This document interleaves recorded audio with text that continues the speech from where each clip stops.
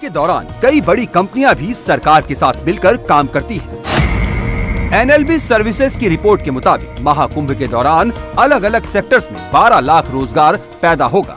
महाकुंभ का आर्थिक प्रभाव कई क्षेत्रों में फैला हुआ है। Infrastructure, development, event management, security service, local trade, tourism, entertainment और हॉर्टिकल्चर जैसे सेक्टर में ये जॉब जनरेट होंगी। महाकुंभ में जहां एक तरफ लोग, श्रद्धालु, संत महात्मा लगातार यहां पर पहुंच रहे हैं, करोड़ों की संख्या में लोग इस वक्त महाकुंभ के मेले में आ रहे हैं, संगम में डुबकी लगा रहे हैं, तो वहीं अगर हम रोजगार और पर्यटन के हिसाब से बात करें तो उससे भी सरकार को बहुत ज़्यादा फायदा हो रहा है, क्योंकि दूर दूर से सैलानी यहाँ पर पहुँच रहे हैं, तो इससे पर्यटन में, रोजगार में भी काफ़ी ज़्यादा इजाफा हो रहा है। जब ये महाकुंभ का मेला लगना था तो उससे पहले सरकार की तरफ से कुछ टेंडर निकाले गए थे, जिसमें जो खाने पीने की दुकानें हैं, रेस्टोरेंट हैं, 1 साल के लिए उन लोगों को यहाँ पर इस तरीके से लीज पर जगह दी गई थी। तो जो व्यापारी हैं, जो बिजनेसमैन हैं, उनको भी ये पता था कि यहाँ पर करोड़ों की संख्या में सैलानी पहुँचेंगे, उनके खाने पीने की व्यवस्था यहाँ पर होगी, तो उन लोगों ने टेंडर भरे थे। किसी ने 50 लाख में, किसी ने 90 लाख में, इस तरीके की दुकानें जो हैं वो सरकार से जब टेंडर निकले थे तो यहाँ पर खरीदी थी। 1 साल यानी कि मेला तो हालांकि अब 2-2.5 महीने चलना है, लेकिन यहाँ पर पास में ही हनुमान जी का मंदिर है, तो ऐसे में चहल पहल यहाँ पर बहुत ज़्यादा रहती है। तो इस तरीके की दुकानें हैं जहाँ पर खाने पीने का सारा सामान मिलता है, पूरी कचौड़ी से लेके समोसे और जितना सामान है, चाहे मिठाई है, सब यहाँ पर मिलती है। बहुत सारे वर्कर यहाँ पर काम करते हैं। महाकुंभ के अंदर लोग बहुत ज़्यादा आ रहे हैं, तो इस तरीके से जो खाने पीने की दुकानें हैं, यहाँ पर कस्टमर्स भी मैं आपको दिखा दूँ, कस्टमर्स बैठे हुए हैं, क्योंकि दूर दूर से आते हैं, तो यहाँ पर बैठकर वो अपना ब्रेकफास्ट, लंच, डिनर सब कुछ यहाँ पर करते हैं।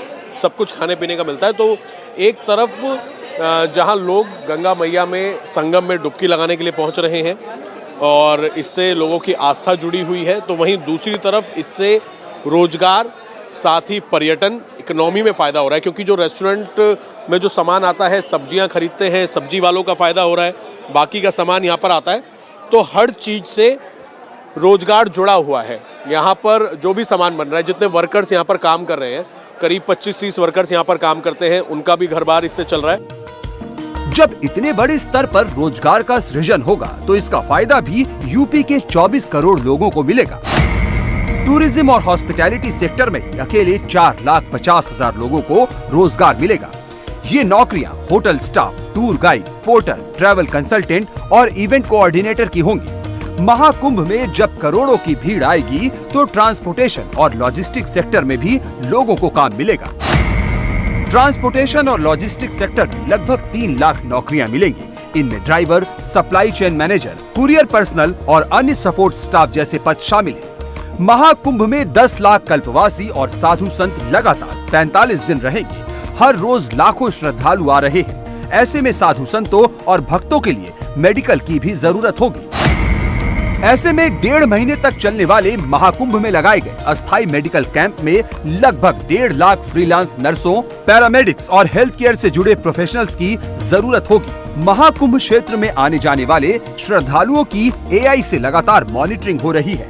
कैमरों से पल पल की जानकारी जुटाई जा रही है। क्राउड मैनेजमेंट किया जा रहा है। ऐसे में IT सेक्टर में भी बड़े स्तर पर नौकरियां सृजित हो रही है।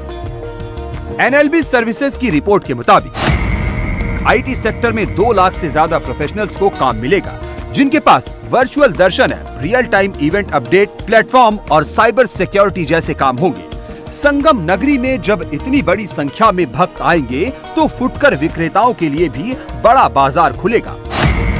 धार्मिक वस्तुओं, स्मृति चिन्हों और स्थानीय उत्पादों की मांग होगी। ऐसे में अकेले 1 लाख जॉब ग्राउंड सेल्समैन के लिए पैदा होगी। 45 दिन तक चलने वाले महाकुंभ से सिर्फ रोजगार का ही सृजन नहीं हो रहा।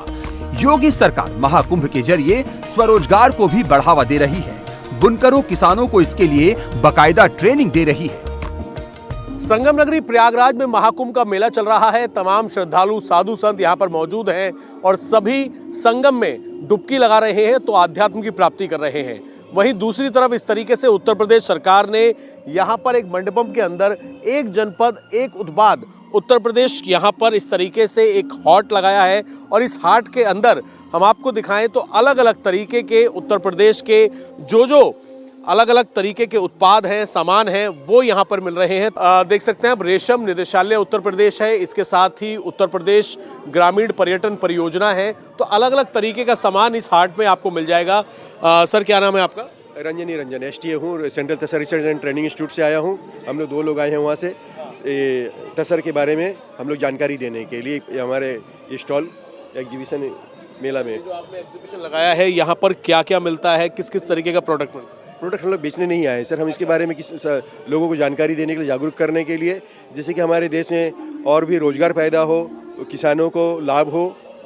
इसमें बुनकर किसान और इससे जुड़े जो कपड़े भी बिक्री होते हैं सबका एक बड़ा इंडस्ट्री है। 2013 के कुंभ से इसकी तुलना की जाए तो इस बार यूपी के लोगों को दोगुना रोजगार मिलेगा।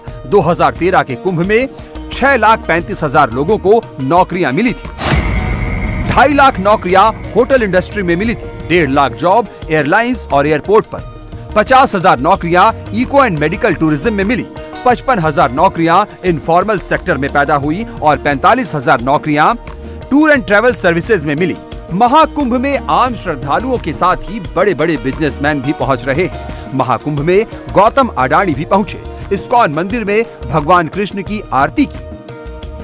परिवार के साथ वो रसोई में गए, जहां पर भोजन प्रसाद बनाया। इस्कॉन शिविर और अडानी ग्रुप की ओर से भंडारे की शुरुआत की। अडानी इस्कॉन मंदिर से संगम पहुंचे। यहाँ पत्नी प्रीति अडानी के साथ गंगा पूजन किया।